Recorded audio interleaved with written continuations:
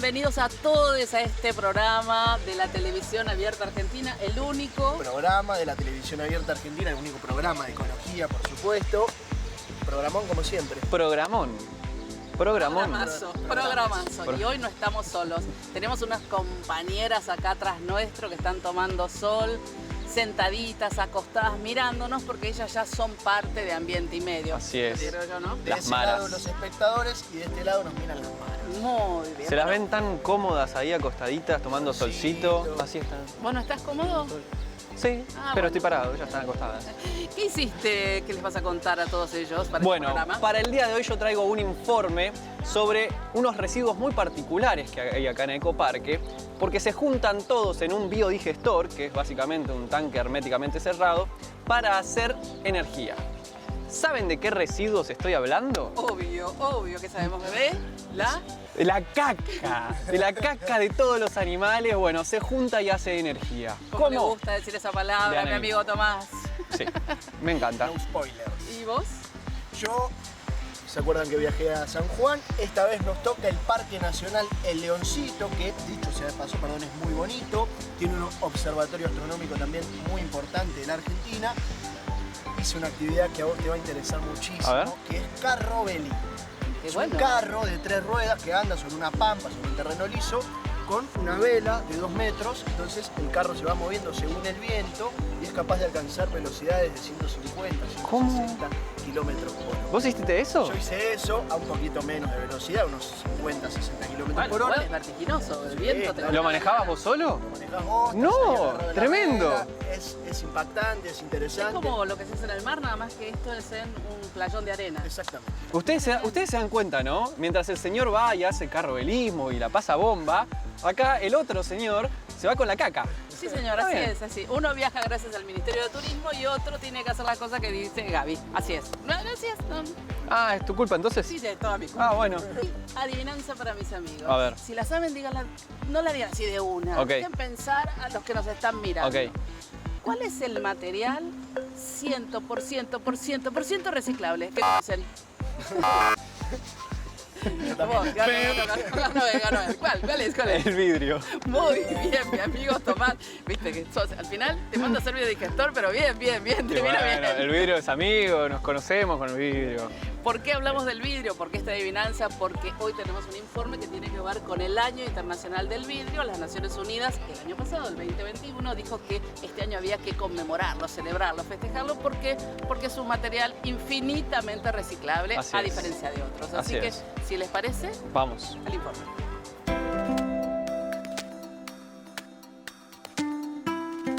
De copas y anteojos hasta telescopios de precisión, vitrales de las grandes catedrales, rascacielos que filtran radiaciones y se autolimpian. El vidrio atraviesa toda nuestra vida cotidiana.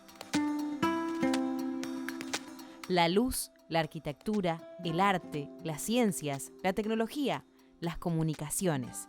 Es el material ideal para cumplir con 11 de los 17 Objetivos de Sostenibilidad de la Agenda 2030 de Naciones Unidas.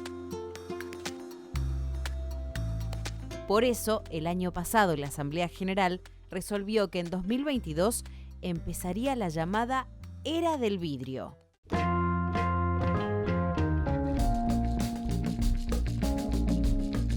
El cuarzo es el mineral más abundante de la corteza terrestre. Presente en todo tipo de rocas, con él se produce este componente transparente, noble y sustentable, duro y resistente, que desde el principio de los tiempos acompaña el desarrollo de la humanidad. La arena de cuarzo o sílice, gracias a la acción del calor y combinada con otros elementos, se convierte en vidrio. Es 100% reciclable. No solo una vez, es el único material que puede reciclarse infinitamente. En Europa ya se recicla el 78% del total del vidrio que se produce. Es un deseo que la misma situación muy pronto se replique en muchas otras partes del mundo. El vidrio nace de la arena y muchas veces termina en las playas. No agotar este recurso natural es fundamental para llegar al 2030 con un ambiente más sano y un mundo más justo.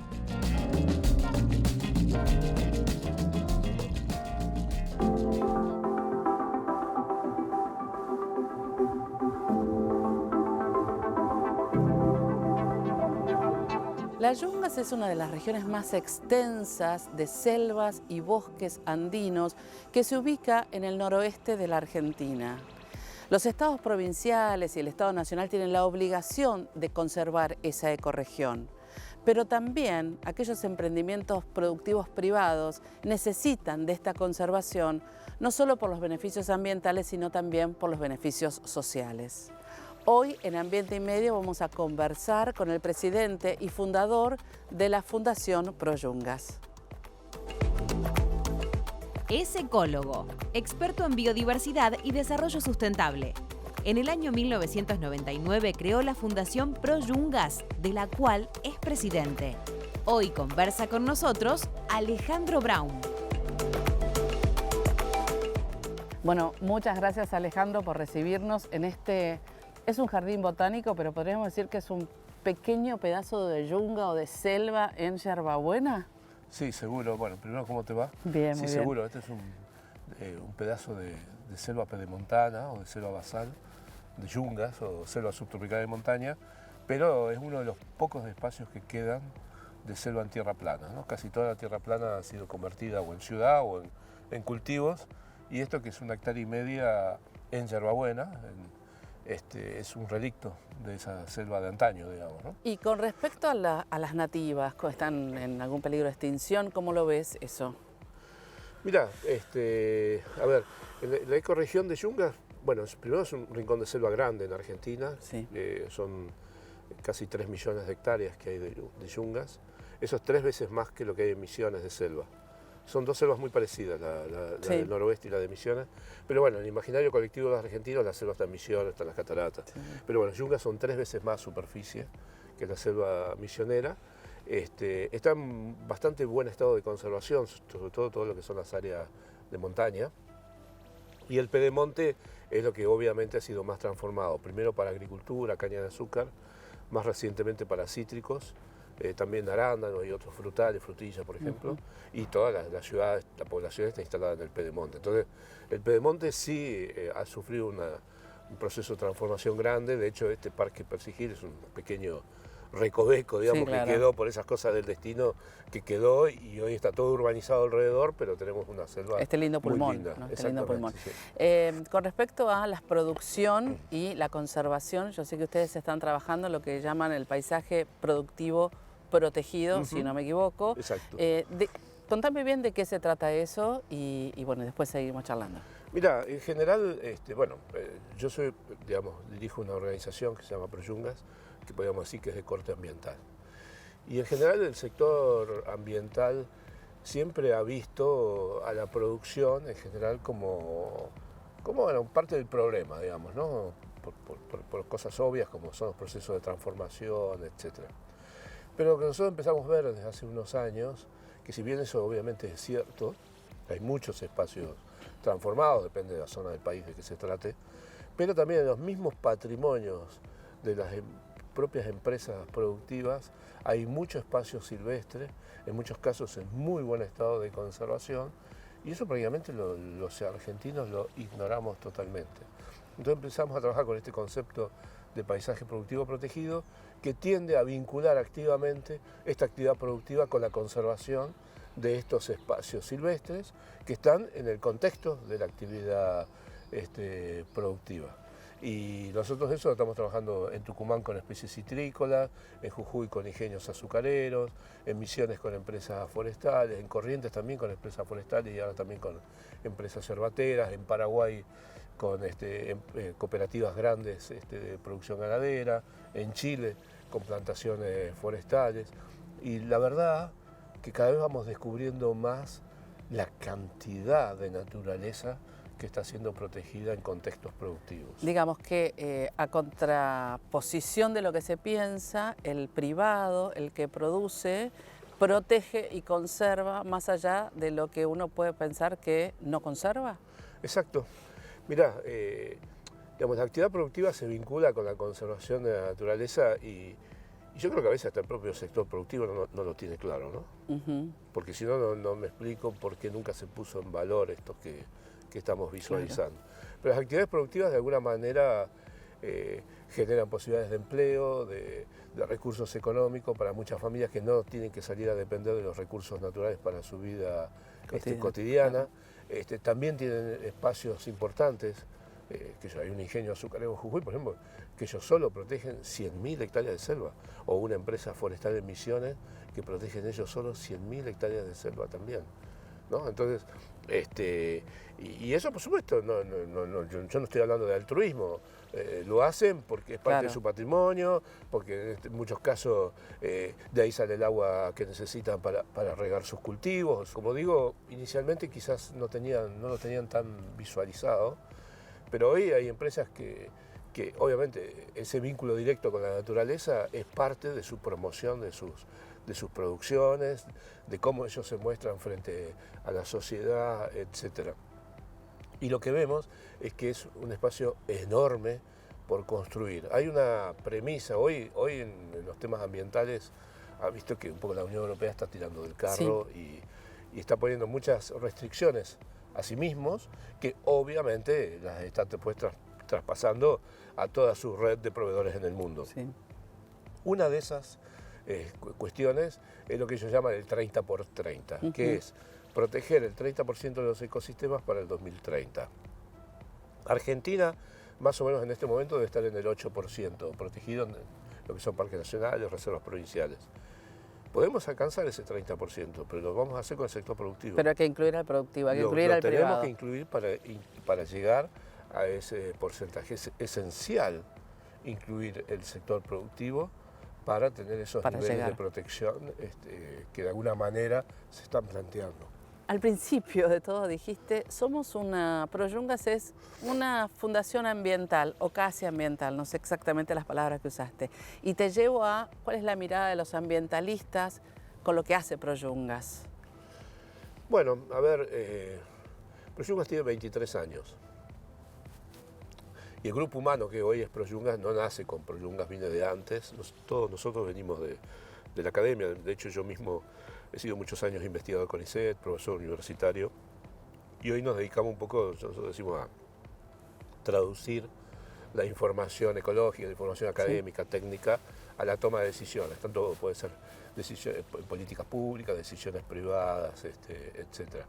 Y yo creo que durante estos 23 años de Proyungas ha habido un cambio importante, no solamente en nosotros, sino creo que en gran medida, yo creo que por un lado la temática ambiental ha ido incrementándose en la sociedad y sobre todo la pandemia ha contribuido muchísimo a eso, pero también el mundo está viendo que necesitamos conservar la naturaleza, pero también necesitamos producir recursos, necesitamos divisas, necesitamos generar empleo, sacar a mucha gente de la pobreza, etc. Y está ese desafío, ¿no? ¿Cómo lo hacemos conservando la naturaleza? Son como los dos extremos, aparentemente. Que tienen que tener un punto en común, ¿no? Bueno, para eso el punto en común es este concepto de paisaje productivo protegido, es decir, que implica producir más y mejor y conservar la naturaleza más y mejor. Y muchas veces se dice de que la producción necesita la naturaleza y por supuesto hay muchos servicios, el agua, los polinizadores, son servicios que muchas producciones necesitan de la naturaleza. Pero hoy, y yo sé que esto es fuerte, la naturaleza necesita también de la producción, porque la naturaleza necesita que nos ocupemos de su protección. Hoy los humanos, y no estoy diciendo que seamos dioses ni mucho menos, digamos, pero la naturaleza hoy está en manos de lo que los humanos decidamos hacer. Y yo creo que ahí, en esta relación fuerte entre las actividades productivas y la naturaleza, está la solución, está el futuro, digamos. Te voy a llevar ahora a conservar, pero los animales. Ustedes tienen en algunos lugares algunas cámaras trampas y tienen algunas, a veces, sorpresas de ver yaguaretés o algún animal que hay pocos o están en peligro de extinción. Contame alguna última experiencia que hayan tenido. Sí, es verdad, nosotros tenemos, bueno, es parte del programa tener monitoreos de biodiversidad, que lo hacemos en general con trampas cámara, que son máquinas que actúan con un sensor de calor y movimiento, y las dejamos 40 días en distintos ecosistemas, y la verdad que los resultados son increíbles. la cantidad de animales que vemos en esos entornos productivos, a veces incluso en las mismas parcelas productivas, es impresionante, desde tigres como mencionaste, Yaguaretés, tapires, sí. claro, yaguareté. Sí, acá en la región le dicen tigre. Acá le dicen tigre, sí. Yaguareté, Pero es el mismo, es el sí, yaguareté. sí, es el mismo. Es el ¿no? yaguareté. O tapires, o pecaríes, pumas, ocelotes. Un ingeniero azucarero en Jujuy tiene 7 especies de felinos en su entorno de la actividad azucarera. Es el segundo lugar con más diversidad de felinos del mundo. Y eso está en entornos productivos. Acá en Tucumán, por ejemplo, con otra empresa, hemos redescubierto, digamos, una nutria, un lobito de río, una especie de nutria, Sí, sí. que se pensaba extinta en Tucumán y apareció en el entorno de plantaciones de cítricos, en arroyos en montaña, y eso también apareció con las trampas cámara, ¿no? Entonces, la verdad que es una sorpresa permanente, pero fundamentalmente el principal resultado de las trampas cámara es poner en evidencia, sobre todo para los dueños de los propietarios Claro. del territorio, poner en evidencia clara la biodiversidad que está asociada con su actividad productiva. Y eso genera compromiso, genera Claro. responsabilidad compartida, etcétera. Creo que fue el segundo descubrimiento, ¿no? El primero, ver toda esa diversidad de animales. Y el segundo es el impacto que esas fotos tienen con los que tienen la responsabilidad sobre esos patrimonios, ¿no? Bueno, muchas gracias, Alejandro, por recibirnos acá en Tucumán, en Yerbabuena, un lugar que es muy, muy bonito, y en la Fundación Proyungas. Así que agradecidos nosotros en estar con vos y en esta linda conversación. Bueno, gracias Gaby a vos. Yerbabuena y Tucumán particularmente fue mi segundo hogar los últimos 30 años de mi vida, así que Bueno, ya sos comparto. un tucumano. Casi. Bueno, eso hay que verlo, ¿no? Porque dice casi no, pero uno cuando ya está emplazado tantos años en un lugar es que se siente ya propio, ¿no? Apropia el lugar. ¿Te Por pasó eso a vos? Por supuesto, yo lo siento mío, sin ninguna duda. Así que bueno, gracias Alejandro nuevamente y ustedes. nosotros seguimos con más Ambiente y Medio. Dicen que lo único permanente es el cambio. Cambiamos las etapas, los caminos, pero hay un seguro que nadie te da, un seguro para cambiar. Entonces, mientras todo siga cambiando, seguimos con vos, para no dejar de cambiar. RUS, seguros para cambiar. Porque sabemos de ambiente y sostenibilidad, podemos ayudarte a producir y desarrollar tus actividades de manera sustentable. Grinco, servicios de asesoramiento ambiental. Más luz en Morón. Ya instalamos 10.000 nuevas luminarias LED para tener espacios públicos más lindos y seguros. Sin pausa, estamos renovando toda la iluminación de la comuna. Municipio de Morón, corazón del oeste. En RBA Ambiental nos dedicamos al cuidado, la protección y la preservación del medio ambiente. Recolectamos y reciclamos en nuestra planta modelo aceite de cocina usado por el sector gastronómico y lo transformamos en biocombustible. RBA Ambiental. Soluciones para remediar el planeta.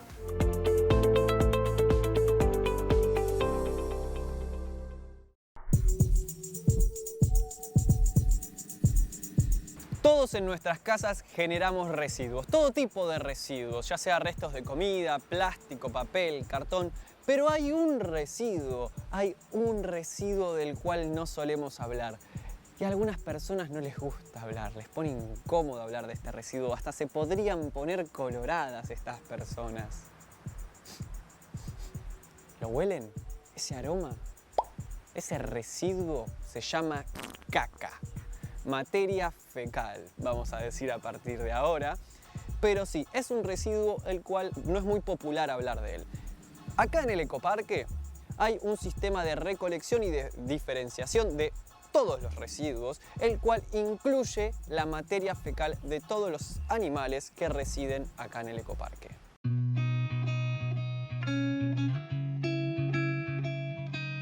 Si vienen a visitar el ecoparque se van a dar cuenta que, por ejemplo, para los visitantes hay 2 tachos para poder diferenciar los residuos. Pero también los empleados tienen otras formas de diferenciar sus propios residuos que generan, como por ejemplo en la parte de producción de alimentos. Ahí hay una clasificación, en las oficinas hay otra clasificación y por supuesto la materia fecal de los animales, que piensen que este es un lugar donde hay muchos animales, se genera mucha materia fecal, hay otro tipo de clasificación. De hecho, la materia fecal producida en este parque se utiliza para poder generar, por ejemplo, energía. Esta materia fecal es, primero, clasificada por animal, por lo que consume cada animal y cómo la puede digerir cada animal, y se trae en unas carretillas para este sector que tengo acá atrás mío, que hay un biodigestor. ¿Qué es un biodigestor? Bueno, es este mecanismo fabuloso por el cual la materia fecal se convierte en energía. Ahí vamos paso por paso.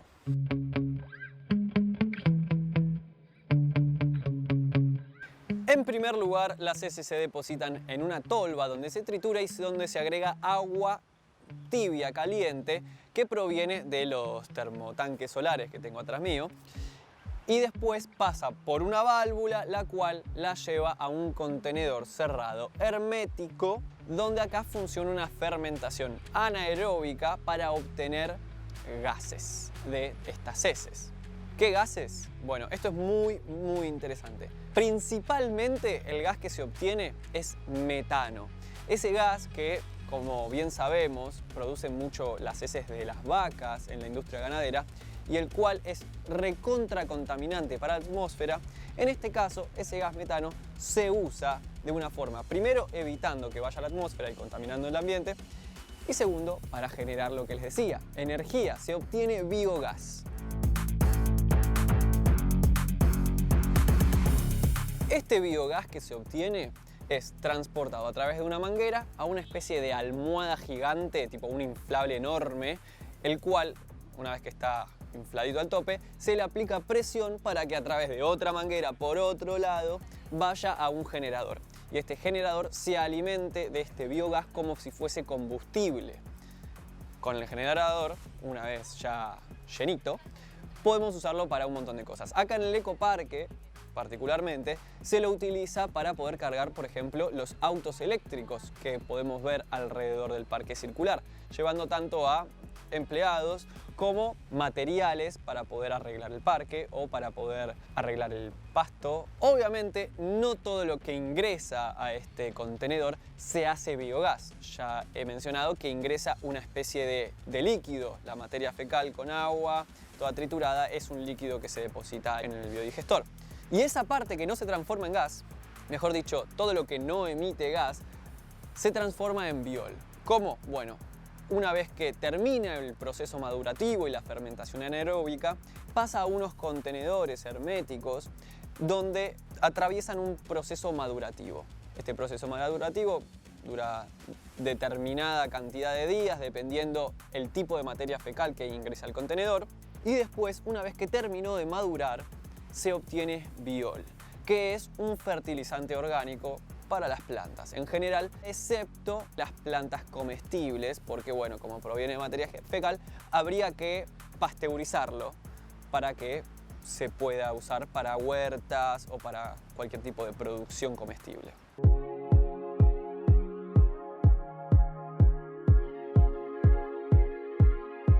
Si vienen a visitar el ecoparque, se van a dar cuenta que toda la vegetación está muy bien cuidada y es para eso que se usa el biol que se produce acá con la caca de los animales, para poder cuidar al parque, para poder cuidar tanto el pasto, las plantitas y toda la vegetación que está acá dentro. También hay una parte que sobra y que se genera excedente, entonces hay algunos empleados que se pueden llevar biol a sus casas para usar, por ejemplo, en sus jardines, sus patios, sus terrazas, sus plantas, sus balcones y plantando nativas, obviamente, ¿no? Y para profundizar en este biodigestor, estuve charlando con Natalia, una de las personas que tuvo la iniciativa y fue impulsando esta iniciativa para que el parque pudiera obtener un biodigestor. Lo que sucede en el biodigestor es básicamente una putrefacción de la materia orgánica.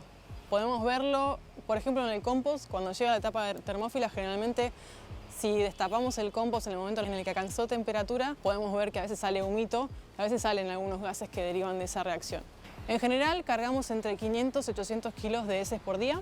No es estable, ¿por qué? Porque son procesos biológicos y no siempre se genera la misma cantidad de material. El biodigestor funciona para cualquier tipo de heces. La única cuestión que tiene el recibir heces de cualquier origen es que uno no tiene control de qué está viniendo. Y uno de los problemas es, por ejemplo, el consumo de antibióticos.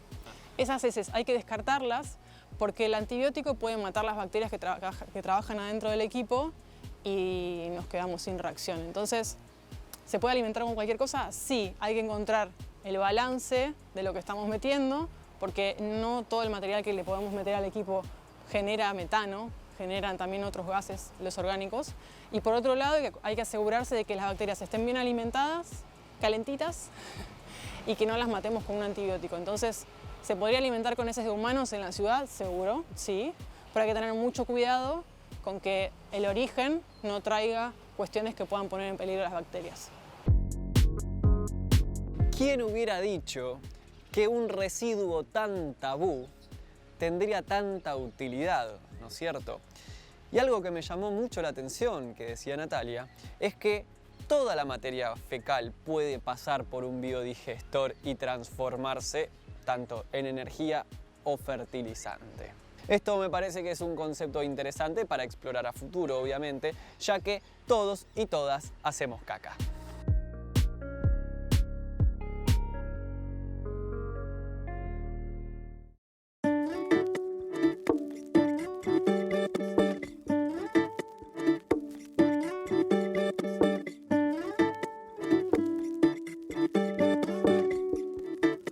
El Parque Nacional Iguazú está ubicado íntegramente en la provincia de Misiones, en el departamento de Iguazú. Es el principal exponente de la biodiversidad de la selva paranaense. Para ser precisos, digamos que se trata de dos áreas protegidas. Por un lado, el Parque Nacional Iguazú propiamente dicho, en donde se encuentran las famosas cataratas. Y por el otro, la Reserva Nacional Iguazú. Sumadas, las dos superficies cubren un territorio de más de 67.000 hectáreas.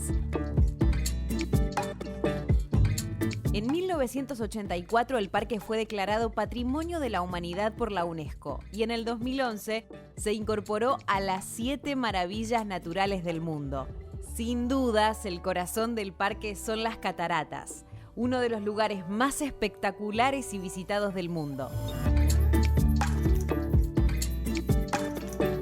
La selva húmeda subtropical que lo compone contiene a más de 2.000 especies de plantas vasculares y su fauna incluye a varias de las especies en peligro de extinción que hay hoy en América, como el yaguareté, el tapir o el oso hormiguero grande.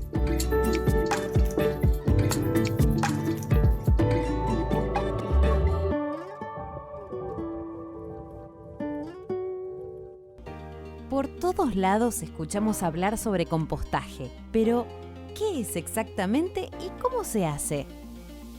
¿Cómo compostar en casa? Una guía audiovisual detallada de la mano de los especialistas de Greenheads Argentina, dirigida a docentes, estudiantes y sus familias. ¿Te gustaría ayudar a resolver el problema de la basura y reducir a la mitad los desechos que generás a diario?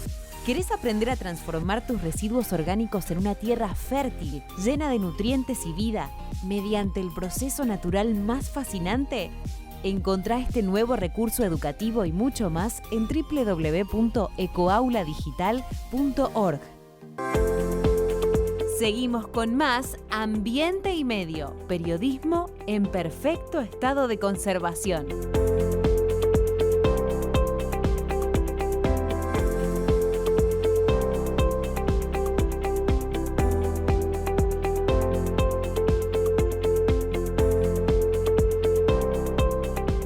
Recuperá, fortalecé y detener la caída del pelo con la loción fitocosmética Eco Hair. Eficacia del 84.6% en la recuperación capilar. Eco Hair. Sentirse bien. Productos elaborados bajo patentes del CONICET.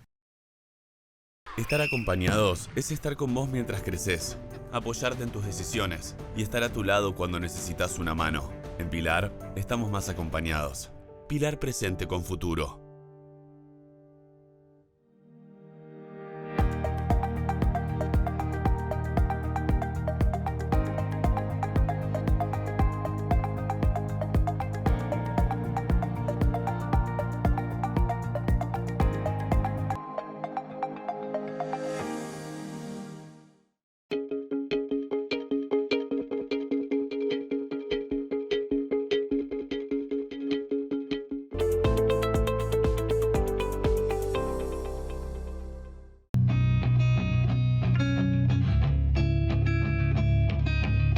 El año 2020 estuvo marcado por una pandemia que sentenció un antes y un después en la historia de la humanidad.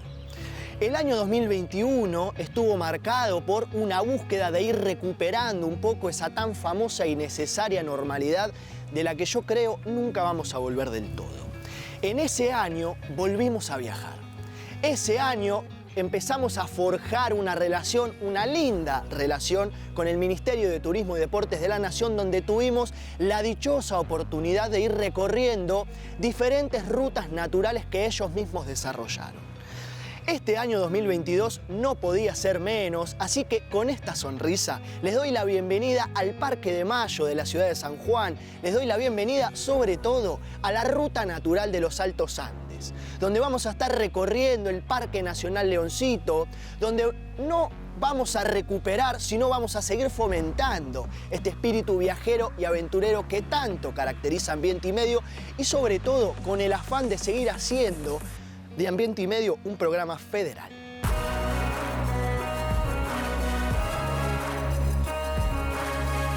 La Ruta de los Altos Andes, que comprende a las provincias de Mendoza, La Rioja, Catamarca, Salta y por supuesto San Juan, atrae todos los años a andinistas y escaladores de todo el mundo. Pero además ofrece incontables experiencias para viajeros más tradicionales. Cabalgatas, senderismo, deportes de nieve, travesías, safaris fotográficos, avistamiento de aves en donde recorren caminos de gran belleza, contrastes cromáticos, una flora y una fauna particular en donde la naturaleza se funde con nuestra historia y con nuestra cultura. El Parque Provincial Aconcagua, la Reserva Villavicencio, el Valle de las Leñas, la Ruta de los 6000, el Cerro Mercedario y por supuesto el Parque Nacional del Leoncito son algunos de los imperdibles de esta ruta natural. Una ruta que se encuentra a lo más oeste de nuestro país, pues recorre toda la zona cordillerana y se trata de una de las 17 rutas naturales más bellas de nuestro país. Digo una de las 17 porque son 17 y todas son hermosas, la Ruta de los Altos Andes también.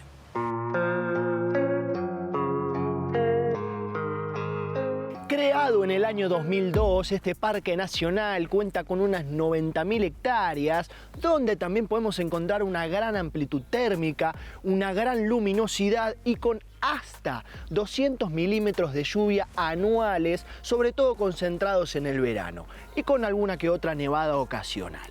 Está abierto y para ser visitado durante todo el año, pero se recomienda que sea en primavera, cuando los retamos empiezan a florecer y el contraste de colores hace que el Parque Nacional Leoncito sea aún más bello. Hay varios atractivos que ofrece el Parque Nacional Leoncito. Algunos están relacionados con caminatas que se pueden recorrer, por ejemplo, para visitar la cascada, el Rincón, por un circuito corto. Después hay un circuito más largo que tiene un poco de interpretación ambiental porque se puede conocer la flora y la fauna nativa y cuáles son las características y adaptaciones que tiene a vivir en este ambiente. Después, por otro lado, también se recorre parte de ese circuito que cuenta la historia del lugar, porque el Parque Nacional Leoncito, antes de ser un área protegida, era una finca agrícola ganadera, fines de los años 1800. Además de estos atractivos, el parque ofrece dos sitios desde el punto de vista científico para poder observar el cielo. Hay dos complejos astronómicos. Uno de los objetivos de conservación de la creación de este parque nacional fue justamente las características únicas o excepcionales que tienen las condiciones del cielo en este espacio, en este lugar, por su transparencia, por su diafanidad y la cantidad de días que, digamos, sin nubes para poder hacer la observación astronómica.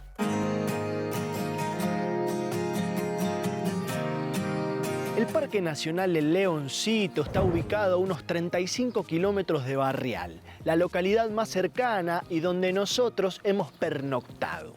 Se trata de un ecosistema desértico, aunque también destacan sus verdes, a pesar de ser desértico, pero lo que lo hace único, sin lugar a dudas, son sus 300 noches despejadas al año que lo convierten en un lugar predilecto para hacer astroturismo.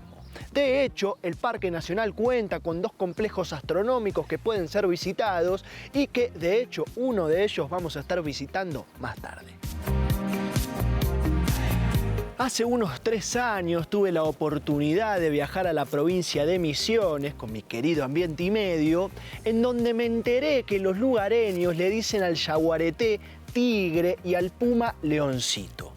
Como bien sabemos, estamos en el Parque Nacional Leoncito, aquí hay pumas, no estoy diciendo que se llame así por eso, aunque no sé, mirá. Bueno, el Parque Nacional Leoncito se llama justamente el Leoncito y tiene 3 acepciones. Uno está relacionado con la parte histórica del lugar. Hay algunas crónicas de que data de muchos años atrás y se hablaba del leoncito de citar el lugar. Se ve que alguien lo juntó y quedó Leoncito. Después hay otra que el parque habita el puma, que es el puma americano que está en todo el continente americano. Pues la gente lugareña al puma le llama león.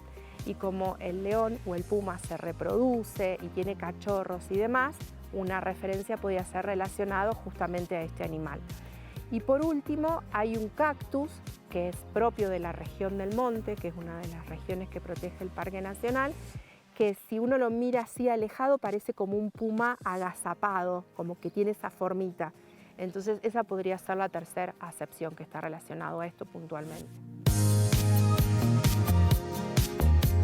Guanacos, cuises, zorros colorados, pumas y otras especies que se camuflan con este paisaje color terracota son algunas de las especies que conforman a esta rica fauna del Parque Nacional El Leoncito.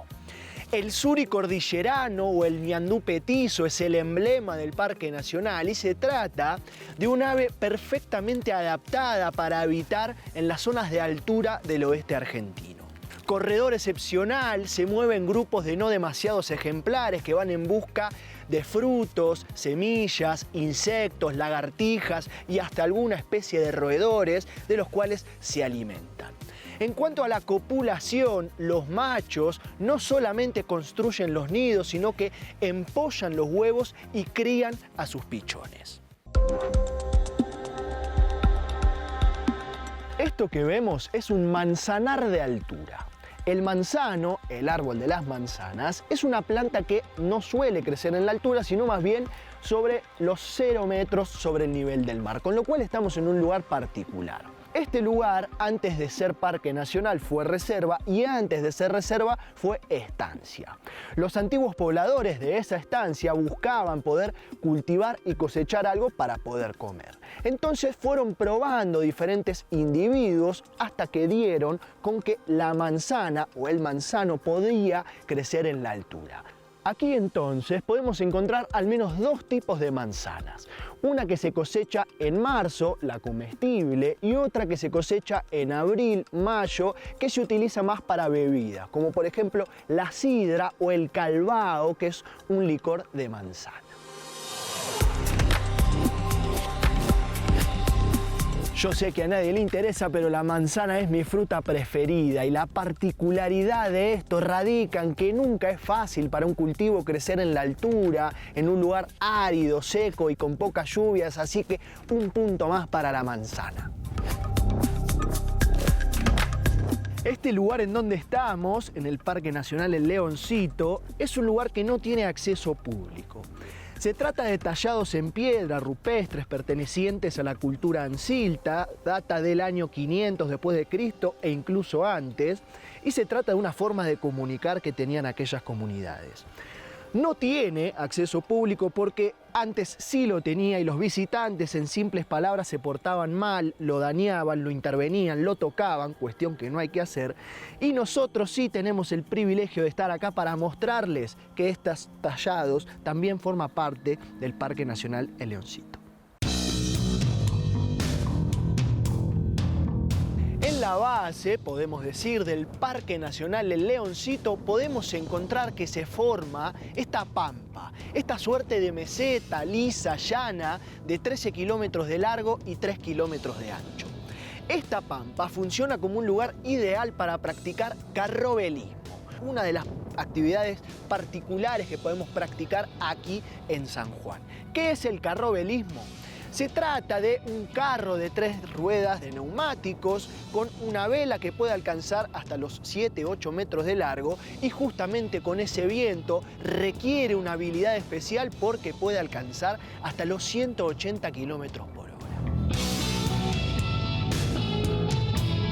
Para practicar carrobelismo está claro que es necesario un suelo liso para las 3 ruedas y también viento. Entonces San Juan funciona como un lugar ideal porque a eso de las 2, 3 de la tarde empieza a soplar un viento que no sé si pueden ver porque no tengo pelo largo, pero créanme que hay viento. El faraón egipcio Amenemhat II de la 12ª dinastía del 2000 a.C.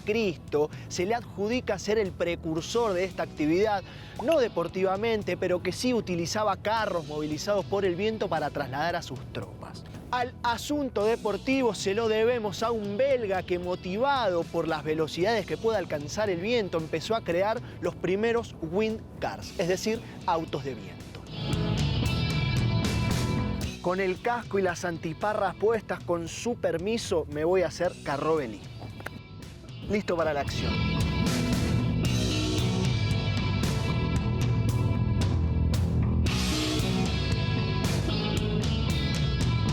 Esto es un lugar único, primero porque es una superficie plana, ¿está bien? Y segundo porque tenés 13 kilómetros para andar, de un lado de otro, o 3 kilómetros para andar de ancho, como sea, viento norte, viento sur, como sea, tenés para andar. Es adrenalina puro.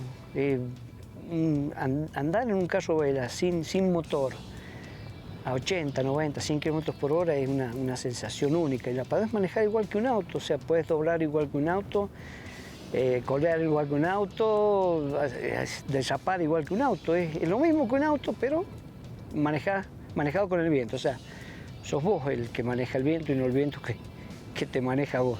Y se hacen competencias, lo que pasa es que, bueno, la última que se hizo fue en el 2018, que fue justamente acá en la Pampa del Leoncito.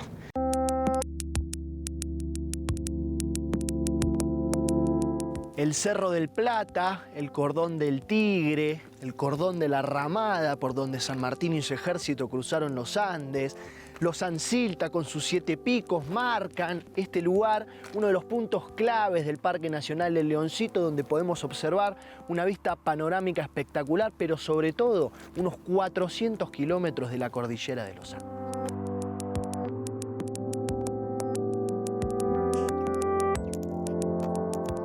Chicos y chicas, lo prometido es deuda. Les doy la bienvenida al Centro Astronómico de Leoncito, alias CASLEO, donde vamos a estar hablando con Sergio, su director, y visitando un telescopio de 2,15 metros de diámetro, así que a por ello.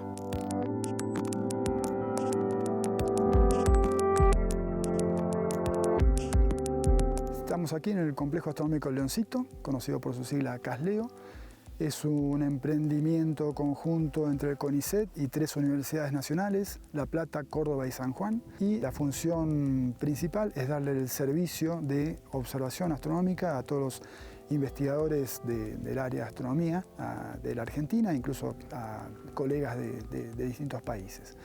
El instrumento principal es el telescopio Jorge Sade, de 2,15 metros de diámetro, el mayor telescopio óptico de la Argentina, que está en el edificio que está acá a mi espalda, y es un telescopio que se inauguró en el año 1986. Brinda servicio a todos los astrónomos que presentan sus propuestas científicas. Hay un comité científico integrado por investigadores de las universidades y del CONICET que evalúa las propuestas y en base a eso se programa toda la observación de cada semestre.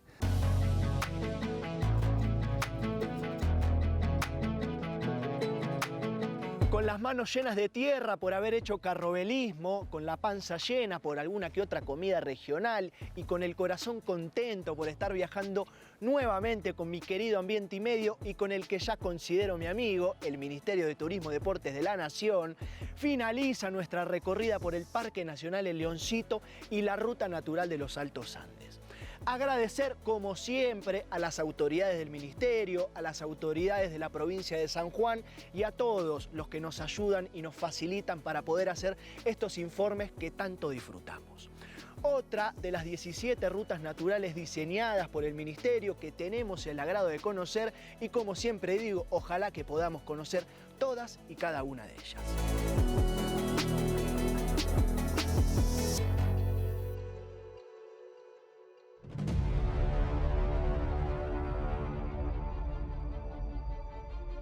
Una de cada 2 personas en el mundo vive en ciudades y para el 2050 se estima que la mitad de las ciudades tengan alrededor de más o menos 500.000 habitantes.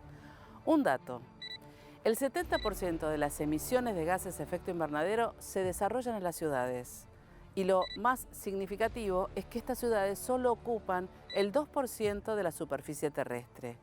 Además, los eventos extremos del cambio climático impactan severamente en las ciudades. El cambio climático está sucediendo y se acelera.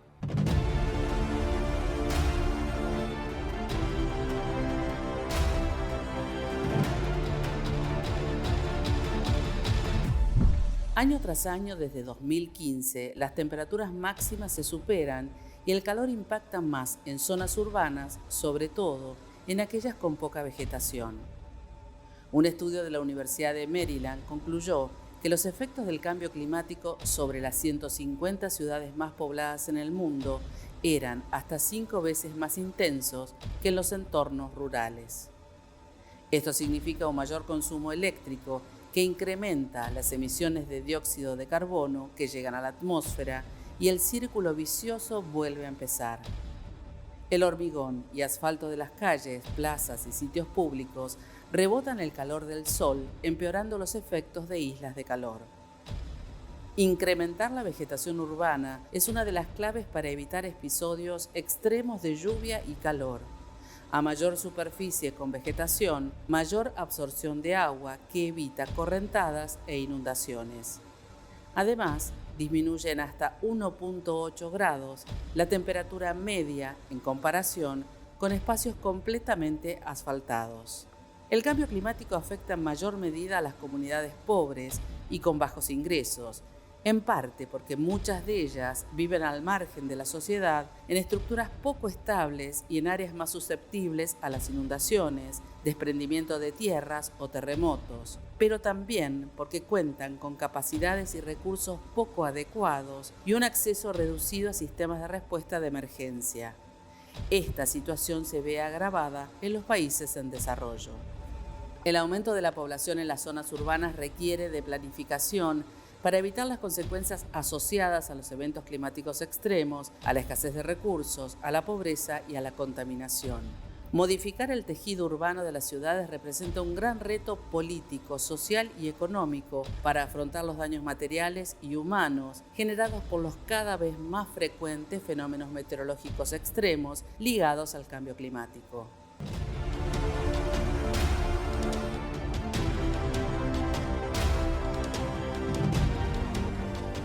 Con soluciones basadas en la naturaleza y con innovaciones en los sectores de energía, construcción y movilidad, las ciudades tienen el potencial de reducir considerablemente sus emisiones.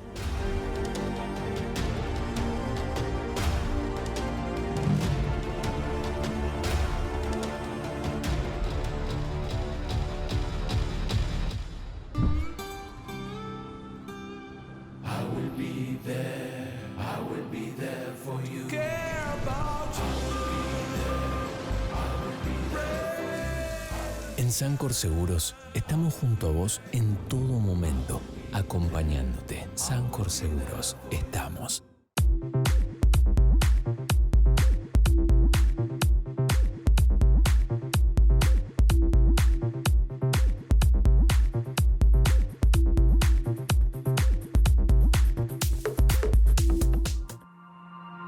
Sentir la selva, respirar el aire más puro, conectarte con el río, conocer la mayor biodiversidad. Vení a Misiones, el Hotel Verde, Gobierno de Misiones. DEISA, con más de 200 plantas instaladas en Argentina y Latinoamérica, es la empresa líder en el diseño y fabricación de maquinarias y equipamientos para la recuperación, transformación y valorización de los residuos sólidos urbanos. DEISA, la mejor alternativa tecnológica en soluciones ambientales.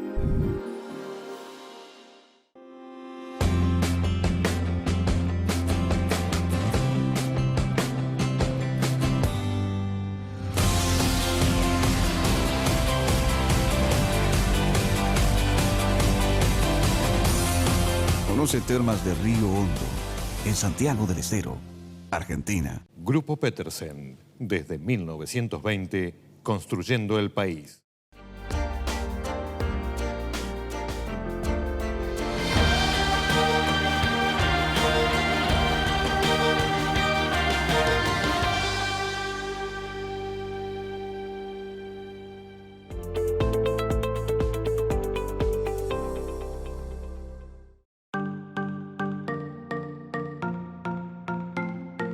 Bueno, ustedes ya saben que a mí me gusta hablar de animales que tienen buena prensa o mala prensa, y hoy voy a hablar de un animal con muy buena prensa, el delfín. Si tenemos que pensarlo en un ranking, claramente un top 5 debe estar ocupando.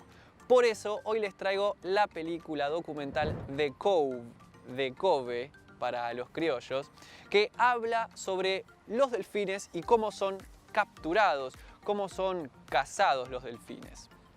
Este documental arranca con Rick O'Brien, un ex adiestrador de delfines. De hecho, es el que capturó y adiestró a los delfines que interpretaron Flipper, esa famosa serie televisiva.